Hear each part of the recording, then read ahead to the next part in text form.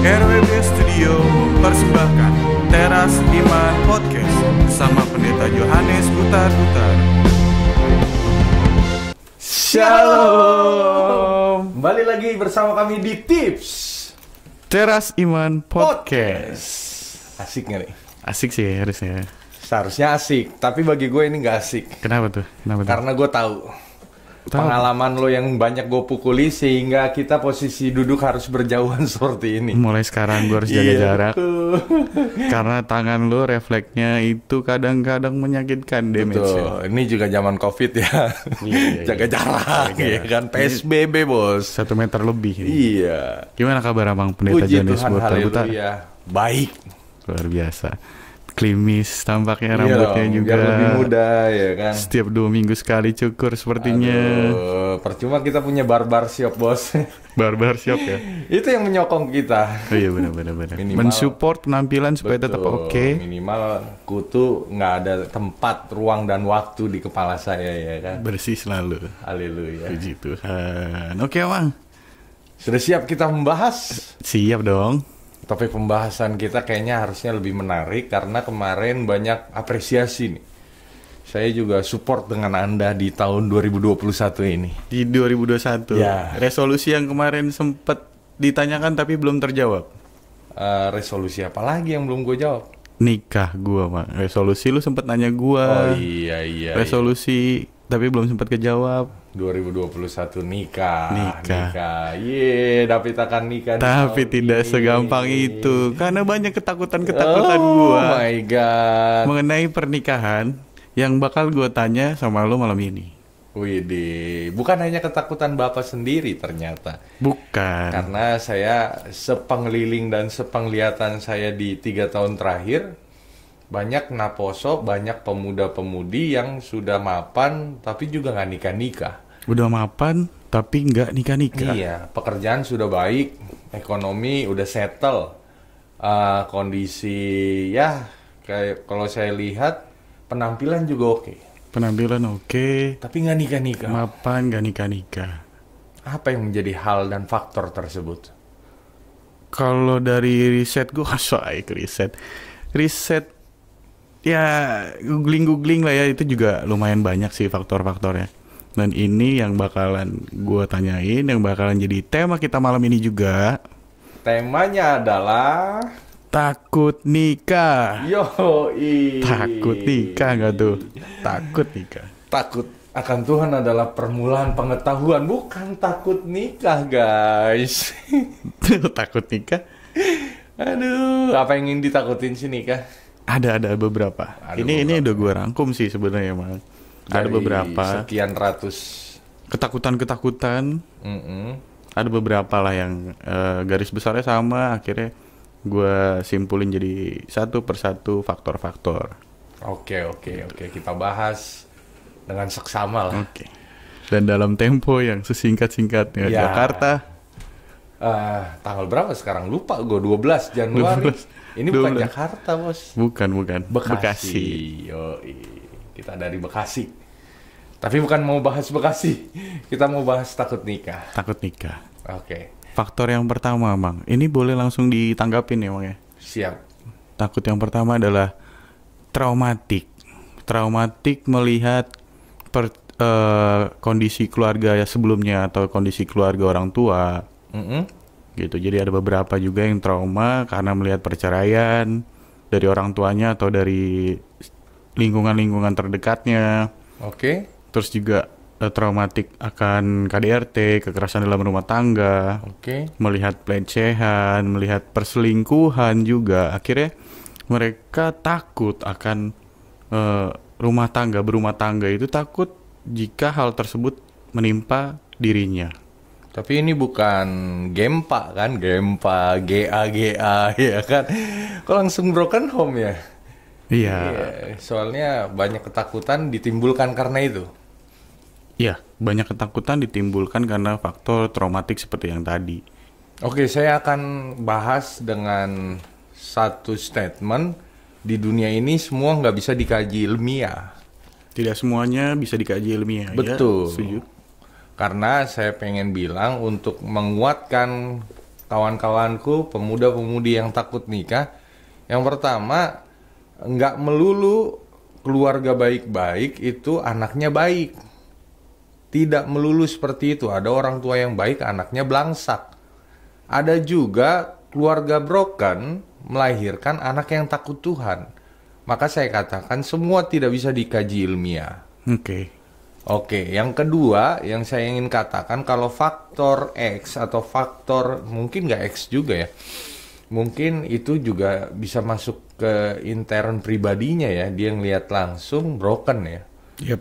Maka saya katakan kalau kita melihat broken home dan menjadi takut nikah, maka kita harus kaji apa itu pernikahan.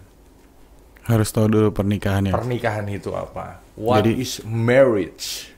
Supaya nggak terlalu terlarut akan traumatik tadi. Betul, mungkin juga akan bisa diobati dengan mengetahui makna pernikahan itu. Secara singkat aja Mang, boleh tolong dijelaskan? Secara singkat, ya saya minta tolong juga kalau kau minta tolong ya kan. Oke. Buka Alkitab. Ya dong, selalu kita buka Alkitab biar landasannya enak. Jadi lo buka di Kejadian 2. Penciptaan semua ya? Yoi. Kejadian 2? Ya, Kejadian 2. Itu udah ditandain kok. Oh, udah ditandain. Makasih ya Mang ya, biar saya tidak kelihatan. Settingan. Enggak lah, ini serius ini. Kejadian 2 ayat 18. David bacakan. Ayat 18. Okay. Kejadian 2 ayat 18. Manusia dan Taman Eden. Tuhan Allah berfirman, tidak baik kalau manusia itu seorang diri saja. Aku akan menjadikan penolong baginya yang sepadan dengan dia.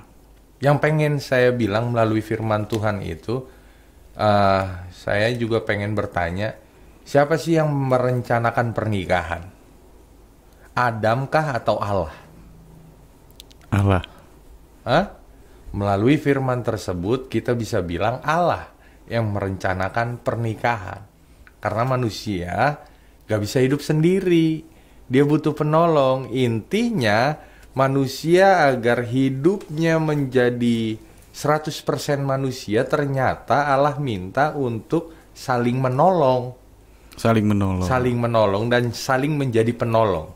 Maka what is a marriage? Pernikahan adalah menggenapi permintaan Tuhan, yakni menjadi manusia secara utuh, menjadi penolong bagi sesama, penolong bagi pasangan. Maka permintaan pernikahan adalah yang kita harus pahami, apakah pernikahan itu adalah menggenapi permintaan Tuhan. Karena nggak bisa kita hidup sendiri saja. Jadi itu yang harus menjadi catatan bagi dia yang broken.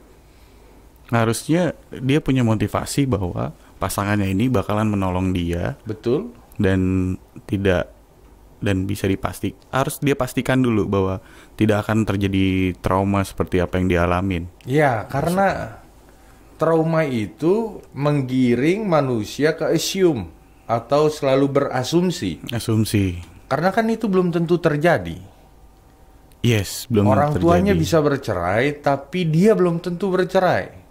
Selama saya katakan kalau koridor engkau selalu bergumul dengan Tuhan, yakinlah Tuhan akan memenangkan setiap pergumulan kita. Kalau kita berproses di dalam Tuhan, ada masalah, kita libatkan Tuhan. Simpelnya seperti ini. Saya selalu katakan kepada David, kalau masalah ada kata Allah, maka libatkan Allah untuk menang atas masalahmu. Luar biasa. Simpel kan? Luar biasa. Iya, maka nggak ada yang perlu ditakutin juga lah. Kalau kebutuhan ada Tuhan, maka libatkan Tuhan untuk mencukupi kebutuhanmu. Sesederhana itu keimanan Ghost. Ya kan, enak kan? Maka kita harus menguatkan bagi yang broken ya, kepada saudara-saudariku atau kawan-kawanku yang mungkin berasumsi. Betul. Jadi berasumsi jatuhnya, maka libatkan Tuhan agar setiap proses hidup kita dimenangkan oleh Allah Sang Pencipta. Siap, amin. Iya dong. Pertanyaan. Kita masuk ke faktor kedua yang gue minta tolong juga buat ditanggapi oleh Bang Jonis. Iya. Bang Jonis. faktor depresi, kurang percaya diri, Oke. juga faktor seperti seksualitas. Seksualitas ini kalau di cowok mungkin ya, yang gue baca ada dia merasa kegiatan seksualnya dia itu bukan bermasalah ya, unik lah, unik ya, karena ada seperti ejakulasi dini, impotensi. Nah itu juga ternyata membuat si cowok ini, si orang ini jadi takut buat nikah, takut dia tidak bisa memuaskan kebutuhan seksual di rumah tangga. Gimana itu, Mang? Atau faktor mungkin dia itu mungkin kebanyakan referensinya dia itu yang gedong-gedong. Iya, dia lihat tuh gedong-gedong tuh. Terus dia lihat punya dia sendiri kok mini gitu kan. Jadi dia iya, jadi dia minder gitu, Amang. Jadi gimana, Amang? Amang mini nggak? Maksudnya memang anak-anak sekarang aneh-aneh aja ya. itu dijadiin pikiran. Oh, itu yang membuat depresi ya? Ada Aduh, juga. Tuhan Yesus. Tapi kalau faktor pertanyaannya saya kulik balik ya, seharusnya dia nggak tahu dong dia editansil ya kan, ejakulasi dini tanpa hasil. Oh, impoten. Atau Seperti impoten seharusnya nggak tahu. Kalau impoten masih bisa dicek ya, ke beberapa laboratorium mungkin bisa. Bisa mengecek, oke. Tapi yang saya pengen bilang ini unik karena ketakutannya mungkin ya, saya pakai asumsi lah. Mungkin dia takut karena pribadi sebelum pernikahan. Ngapain dia tahu, bagaimana dia tahu kalau dia tidak melakukan pernikahan dulu dan mendapatkan buah dari pernikahan. Maka selalu saya katakan seks adalah hadiah yang dikasih Tuhan di tengah-tengah pernikahan. Itu dibilang paling kudus karena harus di dalam yang kudus. Harus menikah dulu. Dari mana dia tahu gitu loh. Ya dari referensi tadi yang positive thinking aja ya. Iya, dari referensi tadi yang gedong-gedong itu. Oke. Tapi kalau depresi saya katakan nggak ada yang perlu ditakutkan karena kita kalau selama kontrolnya dapat, selama di dalam koridor, selama kita lakukan apa yang benar yang berkenan di hadapan Tuhan, kita nggak usah takut karena pernikahan itu 1000 kali indah daripada pacaran. 1.000.000 kali indah daripada pacaran. Makanya saya ngomong sama kau kan selalu seperti itu. Nikah itu enaknya cuma 1%. Iya, 99%-nya nikmat banget. wow, enak banget gitu ya kan. Tapi kalau yang fokusnya kayak tadi, fokusnya di seksualitas. Oh iya.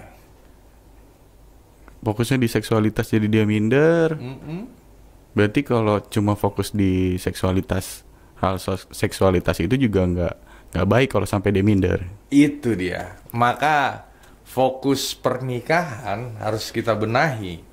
Paradigma orang berpikir agar pernikahan itu bukan melulu seksualitas. Tapi pernikahan adalah menjalankan kehidupan saling menopang, saling menolong, dan memenuhi apa yang Tuhan inginkan, mewujud nyatakan damai sejahtera di surga, hadir di dunia. Itu pernikahan. Maka jangan takut dengan hal seksualitas. Semua bisa dikomunikasikan kok. Komunikasi. Di zaman teknologi ini lagi, semua bisa diobati kok. Jadi apa yang mesti ditakutkan bagi lu contohnya yang udah bekerja, mapan, ganteng, rupawan, anggota teras lagi, ya kan? Laskar teras ente bos. Iya. Oke. Laskar Makasih. tidak memakai atribut lagi kan? Makasih Bang Jo. Iya. Maka nggak usah ditakutin, komunikasi. Komunikasikan. Obati kalau yang memang ada sakit-sakitnya. Kan kehidupan ini harus berjalan secara utuh. Ya, kita berarti tidak usah fokus kepada pengobatannya juga ya. Betul, fokusnya kepada membangun janji Tuhan, membangun apa yang Tuhan minta di dalam pribadi kita dan pribadi pasangan kita. Mengobatinya bisa googling sendiri lah ya. Bisa dong. Sudah banyak kok. iklan-iklan. Pas buka website. Nggak usah buka website. Lu lihat tiang listrik. Itu ada pengobatan ya. Oke, faktor ketiga. Aduh, anak-anak muda. Faktor ketiga, next. Ya, ada riset 24,9% perempuan tidak ingin menikah. Wow. Perempuan loh ini. Wow. Karena dianggap menikah itu tidak menarik, hanya menimbulkan masalah dan menghambat karir. Di sini dia merasa sudah mandiri, tidak butuh pasangan, jadi kalau menikah tuh bikin tambah ribet. Ini pertanyaan sudah kita coba angkat di tema sebelumnya, tapi karena fokusnya ini di takut nikah, bolehlah diulang lagi tadi. Oke, ini karena banyak lagi masuk, gue lihat tadi ya. Di Instagram banyak yang buat. Cuman kenapa banyak yang nanya di DM sih? Malu mungkin ya. Banyak yang komen malah event kita buat satu tema seperti ini malah private semua pertanyaannya. Iya. Ya karena masalah pribadi juga kan, private kan, mungkin mereka better di DM lah biar ya mereka mungkin lebih nyamannya begitu. Ya harusnya komen juga dong di YouTube kita. Nggak komen buat konten apa, bukan, tapi komen aja. Seharusnya ini ya, harusnya minta tolong lah biar komen. Ya next lain kali komen aja langsung di komentar di YouTube. Itu biar supaya subscribernya juga nambah. Siapa tahu kan sudah nanya. Betul. Tapi subscribe lah. Fokus dia malah bikin ribet nih. Ribet. Kata 24% wanita di dunia ini. 20 di Indonesia. Di Indonesia ini. Kalau dia sudah diberikan tips pertama itu tadi juga mental, artinya dia udah diajarkan pernikahan itu memenuhi ini loh, keinginan Tuhan loh. Itu mungkin mental juga. Maka Paulus menggiring setiap pribadi itu paham bagaimana hidup berjalan kalau sendiri, atau bisa kita katakan selibat. Tapi jangan selibat ya, selibat kepanjangan. Selibat dulu Itu sebat. Selibat ini nih. Kepanjangan anak-anak muda tongkrongan kan selingkuh ngembat, Bos. Waduh. Jangan. Gue yang tongkrongan nggak tahu. Iya, lu kurang gaul gue. Kurang. Tongkrongan lu masih satu komunitas. Iya juga sih. Kita udah banyak komunitas. Iya sih, benar sih. Tadi selibat. Iya, selibat. Tadi Paulus sudah ngebahas. Coba kita korek lagi ayat Alkitab dari udah dibuka lah itu. Oke. Buka aja langsung. Harus gue sebut. Tadi yang biru, sekarang yang merah pasti. Yang merah. Cuma 2 nih sebenarnya ini. Iya dong. Di sini Korintus. Oke, Korintus 1 Korintus 7 ayat 32 sampai 35. Banyak ya. Banyak. 1 Korintus 7 ayat 32 sampai 35. Yeah. Aku ingin supaya kamu hidup tanpa kekhawatiran. Orang yang tidak beristri memusatkan perhatiannya pada perkara Tuhan, bagaimana Tuhan berkenan kepadanya. Orang yang beristri memusatkan perhatiannya pada perkara duniawi, bagaimana ia dapat menyenangkan istrinya. Dan dengan demikian, perhatiannya terbagi-bagi. Perempuan yang tidak bersuami dan anak-anak gadis yang memusatkan perhatiannya mereka pada perkara Tuhan, supaya tubuh dan jiwa mereka kudus. Tetapi perempuan yang bersuami memusatkan perhatiannya pada perkara duniawi, bagaimana ia dapat menyenangkan suaminya.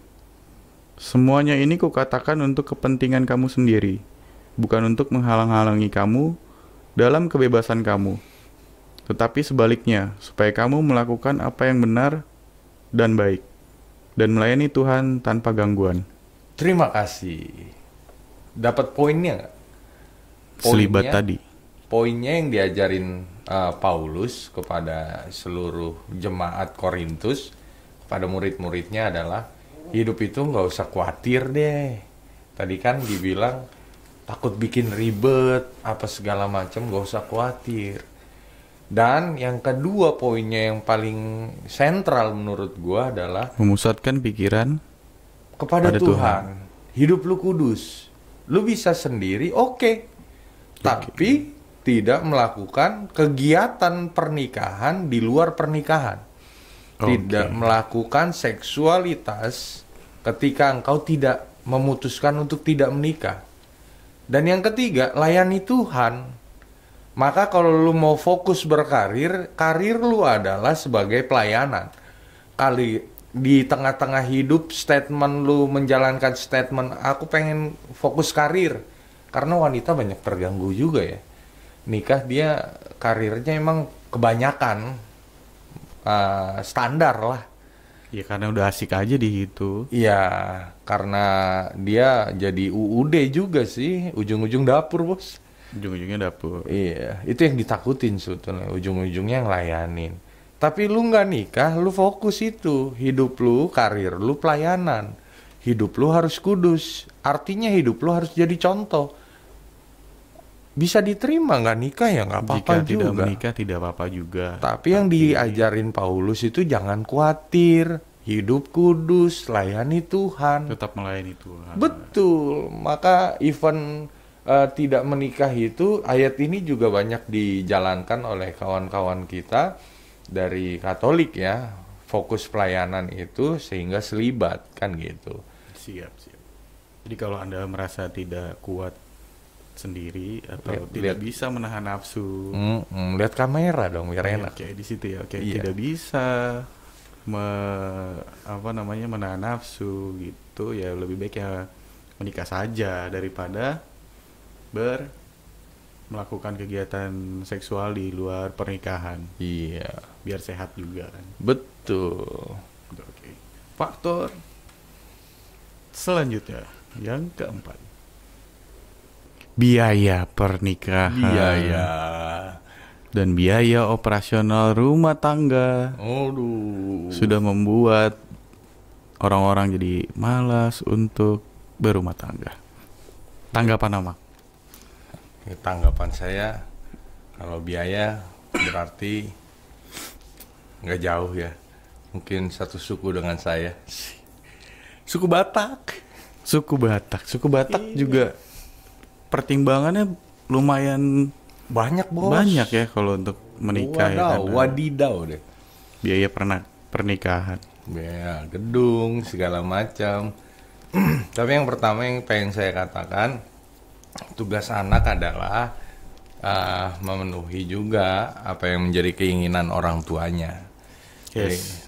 Jadi itu bukan dari tanggung jawab anak sebetulnya. Kalau kita spesifik ya orang Batak itu, pesta saya menikah itu bukan saya yang harus pusing, itu orang tua saya.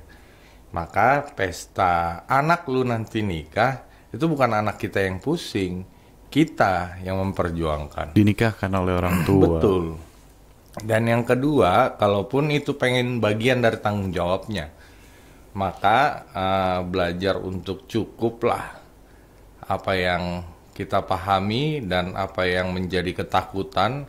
Jangan dimasukkan ketakutan pernikahan sebelum lu masuk di dalamnya. Artinya begini, banyak orang yang takut hal-hal di depan, padahal dia belum nyampe step itu, tapi udah dimasukin semua ke dia yang sekarang, maka dia akan stres lah. Berasumsi tadi. Betul. Maka kalau misalnya ketakutannya biaya pernikahan, semua bisa dikomunikasikan kok, dan bisa menjadi kerjasama tim yang baik. Artinya pasangan ini antara laki-laki dan perempuan bisa bekerja sama. Justru seru kayak gimana? Seru dong. Memanage keuangan bersama gitu ya. Mahar, tantangannya contoh yang menjadi biaya mahar. Maka ini kalau udah komit, pengen berumah tangga antara laki-laki dan perempuan, dia akan menjawab persoalan tentang mahar ini. Ya bantulah, supportlah, tabunglah uangnya sekarang. Itu yang menjadi cara teknis ya. Maka nggak usah terlalu takut dengan teknis. Juga yang harus kita ingatkan kepada setiap orang, apalagi orang tua ya, yang nggak usah terlalu heboh lah maharnya. Dan nggak usah terlalu banyak menuntut. Ini buat yang perempuan berarti? Betul. Orang tua calon perempuan? Betul. Kayak si Marta kan? Si Marta. Tuntutannya berapa? Mamanya minta ratus. Bahkan M dia kan, ember sama lu Ember gitu. sama kamu. Harusnya kita sebagai orang tua juga harus mengingat bagaimana kita nikah dulu. Itu nggak ada loh anak muda langsung direktur, nggak ada. Ya kalaupun dia direktur pasti orang tuanya udah benefit atau orang tuanya udah punya perusahaan sendiri. Tapi intinya keluarga itu adalah tumbuh kembang antara laki-laki dan perempuan secara keimanan, berproses bersama. Maka harus mendewasakan kedua belah pihak keluarga juga di dalam mengentas persoalan-persoalan kecil yang sebenarnya itu yang menjadi alasan bikin takut nikah. Soal material. Betul. Kalau takut untuk di pas pernikahannya, kebutuhannya tadi kan pertanyaannya ada begitu. Yes, biaya operasional rumah tangga. Iya, kerja dong. Jangan boros. Jangan boros. Jangan sebentar-sebentar belanja online. Memang ada beberapa kegiatan yang tadinya kita di lajang bisa lakuin. Betul. Pas di rumah tangga ya jangan terlalu hedon atau terlalu menghamburkan. Gak sama lagi. Pinter nabung. Betul. Suasananya udah beda. Apalagi kita laki-laki ya. Di situ gajian, di situ habis, itu biasa kok kita. Kalau lajang. Kalau lajang. Tapi di dalam pernikahan itu udah nggak bisa. Ya bisa. Maka harus memaintain kedagingan lu. Jangan lebih besar pasak daripada tiang. Jangan lebih besar kebutuhan pribadi operasional untuk diri lu daripada operasional rumah tangga. Yang berikutnya juga pemimpin atau laki-laki atau suami harus jujur terhadap istrinya. Jangan lu keep dulu baru lu kasih sisanya sama istri, itu salah. Jadi biar istri yang manage semuanya. Betul, karena ibu ya sebagai bendahara, Menteri Keuangan. Menteri Keuangan di rumah tangga kalau mau rumah tangga kita aman secara keuangan, iya kan?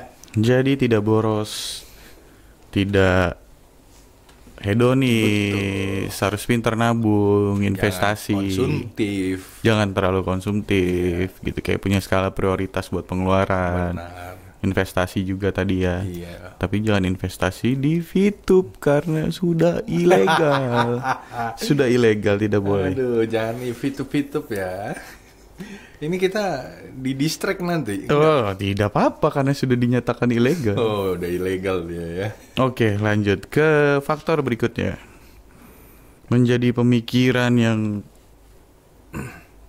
membuat takut akan pernikahan itu takut salah pilih pasangan, takut nanti pasangannya berubah di tengah jalan, takut pasangannya tidak bisa menerima kekurangan dia di tengah jalan. Ketakutan itu tadi muncul dari asumsi-asumsi.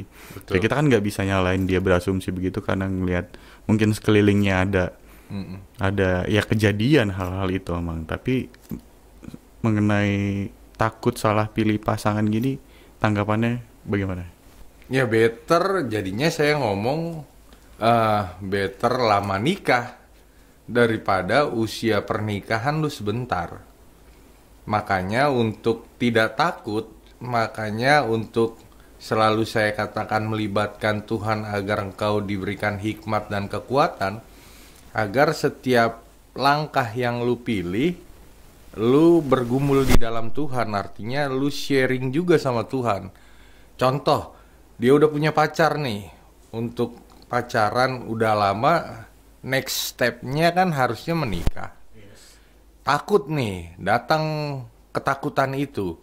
Takutnya salah, takutnya berubah. Maka lu harus memberikan waktu agar Tuhan yang menjawab. Artinya begini, artinya kalau kita mengalami ketakutan, jangan share sama yang lain. Kalau planning pernikahan apalagi sudah berada di depan, maka sharingnya sama Tuhan. Dan sering bangun komunikasi dengan pasangan. Kekurangan saya ini loh, kelebihan saya ini. Kalau kelebihan gak usah dibilangin deh. Tapi lebih jujur lah, lebih terbuka. Dan yang kedua, kemungkinan itu pasti ada juga perubahan. Perubahan pasti ada. Pasti ada. Laki-laki kan, karena saya laki-laki, bicara laki-laki kan kalau ketemu dengan pasangan biasanya waktu pacaran totalitas. Totalitas, bucin abis. Betul, wanginya bukan main, ya kan? Wangi banget. Tapi setelah pernikahan banyak yang buka-buka baju, ya kan? Yeah. Banyak yang kayak mamang-mamang. Nggak mandi. Iya, nggak mandi. Maka lebih jujur lah, lebih jujur untuk siapa diri kita, agar ketika masuk ke ranah pernikahan, sudah berkeluarga, nggak terlampau kaget. Iya dong. Dari pacaran ya lu berusaha apa adanya aja. Berusaha apa adanya aja. Tapi kita bukannya nggak mau berubah ke arah yang baik ya. Kecuali berubah ke arah yang lebih baik. Iya, kalau ke arah yang lebih baik support. Yang lebih buruk ini harus kita hilangkan juga. Jangan terlampau banyak bokis juga. Ente juga jangan bokis, Fit. Jangan dibokisin. Ya kan self branding. Oh gitu ya. Biar supaya laku. Gue bokis aja nggak laku-laku. Oh iya ya. Apalagi nggak gue bokisin. Aduh. Tapi jangan diikutin. Jangan. Harus jujur. Harus jujur dong. Biar supaya tidak berubah di tengah jalan. Bener. Itu lebih ribet. Dan paham untuk perempuan lagi-lagi ya. Kita menikah sama lawan jenis. Pasti banyak hal yang berlawanan dengan pribadi kita. Yes. Itu kita kuatkan ya. Banyak hal yang berlawanan pasti yang akan terjadi ketika engkau menikah. Bagi engkau kaum Hawa, saudari-saudariku. Yes. Intinya lawan jenis yang dinikahin, berlawanan. Yes. Tapi anggap aja pasanganmu itu yang sudah satu roh sama engkau di dalam pernikahan, anggap dia pahat kita dong. Agar membentuk hidup kita menjadi lebih dekat sama Tuhan. Kadang proses yang pahit itu buat manusia dekat Tuhan kok. Yes. Lu dikasih seneng jauh lu sama Tuhan. Gue lagi kalau jelek. Iya, bukan maksudnya ya kalian lah. Iya. Kalian waktu juga senang jauh sama Tuhan. Tuh, begitu susah kalian baru ingat Tuhan. Ya anggap aja Tuhan lagi proses. Maka suka duka harus di dalam Tuhan. Seharusnya begitu idealnya. Gitu. Yes. Oke. Next adalah Teras Iman Podcast Suggestion. Saran aja. Saran karena kita harus ngasih value-nya dong. Antara berumah tangga dan yang tidak berumah tangga. Tadi memang yang tidak berumah tangga boleh. Oke. Gitu kan, tapi fokus sama Tuhan. Tapi ada value lebih dong antara lu berumah tangga dengan yang tidak berumah tangga itu. Iya dong. Harus diangkat. Supaya semangat. Betul. Apalagi saya harus patahkan satu stigma lagi nih. Ada hal yang jadi panutan atau hal yang sedang tren di anak-anak muda, nganggep nikah itu yang belum masuk pengen cepet-cepet masuk. Tapi setelah yang sudah masuk menganggap pernikahan itu cepet-cepet keluar. Artinya lu nih, artinya yang belum nikah nih. Gimana? Yang belum nikah pengen banget nikah gitu kan. Sementara orang yang udah nikah pengen banget keluar dari pernikahan. Oh, beberapa ada teman gue. Wah, itu banyak itu. Itu harus kita patahkan dengan suges kita. Yes. Karena pernikahan harus lebih indah dari pacaran. Sugesnya adalah engkau sama-sama pasanganmu, jangan khawatir, engkau dengan pasanganmu berproses selalu di dalam Tuhan. Apa sih yang ditakutkan? Orang kebutuhan ada Tuhan kok yang mencukupkan. Orang masalah ada Allah, Yesus Kristus yang kita sembah kok yang memenangkan. Oke. Itu suges. Dan yang berikutnya banyak hal lagi yang harus kita berikan, yakni tidak perlu takut karena Tuhan yang memanggil. Tuhan yang memanggil laki-laki dan perempuan dan mempersatukan mereka. Maka ketika sudah dipersatukan Tuhan, Tuhan pasti jawab kok semua janjinya. Kuncinya sabar atau enggak aja. Yes. Kuncinya mau diproses Tuhan. Mau diproses Tuhan. Sugeslah yang lain, biar enggak takut nikah. Karena enak dari sesama gitu. Jangan takut nikah. 2021 tahun pernikahan. Tahun pernikahan. Yang takut-takut menikah dinikahkan. Iya, biar Jadi ada kerja berani. kami juga. Oh iya benar. Dipasu-pasu. Masu-masu. Kan momen bahagia. Iya, kan? momen bahagia. Kalau saya menikahkan Anda, saya tidak pernah meminta something ya. Jadi kepada kawan-kawanku semua, apalagi yang mau melayani, saya yang melayani, saya tidak menerima amplop, ya kan? Kalau mau nikah tahun 2021, sih. Di transfer. Ya, enggak juga bos. Ini udah pelayanan Prigo ya. Oh iya, oke. Dari teras Iman. Biasa. Yoi. Ngopi dulu, Pak. Ngopi lah. Ingat sering-sering ngopi biar nggak takut.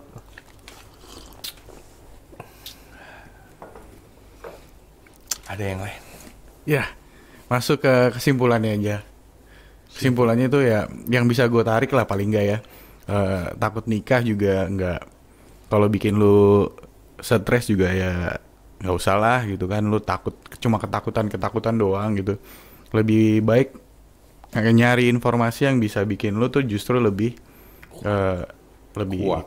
kuat, biar supaya lebih cepat melangsungkan pernikahan tuh kan. Banyak bantuan juga pasti dari teman-teman yang support lu buat nikah. Itu sih. Bangun kerajaan Allah di tengah-tengah rumah tangga. Bangun kerajaan itu versi Amang Josi. Harus teologi, iya. Basicnya. Iya, kita akan berjumpa di Teras Iman Podcast di episode yang lain. Selalu suges lagi. Yes. Biar Sampai bergabung. di episode kita selanjutnya, di pembahasan kita selanjutnya. Yang penting masih ada kopi. Ada kopi. Masih ada Alkitab. Teras yuk. Tuhan Yesus memberkati. Shalom. Shalom. Diskusi seputar kehidupan, cinta, dan teologi. Ada Alkitab, ada kopi. Teras yuk.